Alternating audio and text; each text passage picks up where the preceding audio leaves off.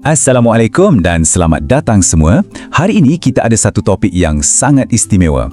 Kita nak belajar tentang cara berpakaian yang bukan saja nampak cantik dan kemas, tapi yang paling penting disukai oleh Allah. Topik penerangan kita hari ini ialah tutup aurat. Jom kita mula. Okey, ini yang kita akan belajar hari ini. Kita akan tengok apa maksud aurat, apa batasan dia untuk lelaki dan perempuan, ciri pakaian yang betul, adab memakai baju dan semestinya hikmah serta sunnah Rasulullah. Baiklah, jom kita tengok bahagian pertama, pengertian dan hukum aurat. Sekarang, cuba anda semua fikir sejenak. Bila kita selalu sebut perkataan aurat ni, apa sebenarnya maksud dia? Senang saja konsep dia. Aurat ialah bahagian tubuh badan kita yang wajib ditutup. Ya, wajib ditutup dan sama sekali tak boleh didedahkan kepada orang lain. Ingat ya, mesti tutup betul-betul. Jadi, poin yang paling penting di sini, hukum tutup aurat adalah wajib. Sekali lagi kita ulang, wajib. Percayalah, bila kita tutup aurat, confirm Allah sangat sayang dekat kita.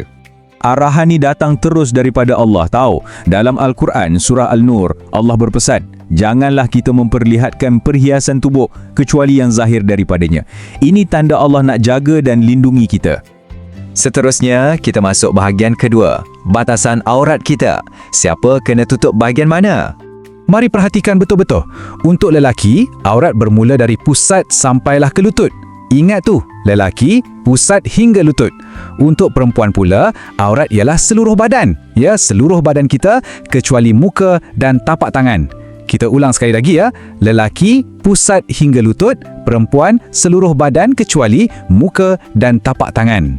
Bahagian ketiga, ciri pakaian menepati syarak. Jom kita tengok macam mana nak pilih baju yang betul. Ada 4 ciri utama. Pertama, semestinya baju tu kena tutup aurat. Kedua, tidak ketat. Maksudnya, kita pakai baju yang longgar dan selesa. Ketiga, tidak jarang. Kain tu pastikan tak nipis. Dan keempat, tidak menonjol. Ingat 4 ciri mudah ni ya. Tutup aurat, longgar, tak nipis dan tak menonjol. Bahagian keempat, adab dan doa berpakaian. Langkah demi langkah untuk pakai baju. Jom kita bayangkan pergerakan dia sikit. Langkah pertama, bila kita nak sarung atau pakai baju, kita mesti mula dengan tangan kanan dahulu. Cuba angkat tangan kanan. Okey, langkah kedua. Bila nak buka baju pula di hujung hari, kita mula dengan tangan kiri. Pakai kanan, buka kiri. Sangat mudah kan? Dan bila dah siap pakai baju cantik-cantik itu, jangan lupa baca doa ini. Dengan namamu ya Allah, aku minta kebaikan pakaian ini dan aku berlindung daripada kejahatannya. Jadikan doa yang indah ini sebagai pelindung diri setiap hari. Akhir sekali, bahagian kelima, hikmah dan sunnah Rasulullah.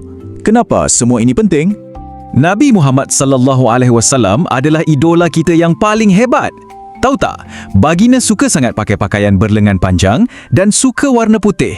Nabi juga sentiasa pastikan pakaiannya bersih dan wangi.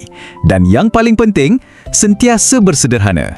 Jadi, mari kita sama-sama ikut cara Nabi yang kemas, bersih dan wangi. Jadi kenapa penting sangat untuk kita tutup aurat? Bayangkan sebuah berlian yang sangat mahal. Mestilah ia akan disimpan dan dijaga dengan rapi kan? Macam itulah diri kita. Tutup aurat ni sebenarnya adalah cara kita memelihara kehormatan diri. Diri anda tu sangat berharga. Sama macam berlian. Itulah cara kita lindungi maruah kita. Sebagai penutup, cuba tengok baju masing-masing sekarang ni.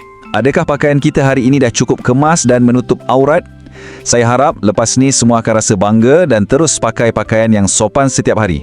Ingat selalu, bila kita tutup aurat, Allah sayang. Terima kasih sebab luangkan masa belajar hari ini dan jumpa lagi dalam penerangan yang akan datang.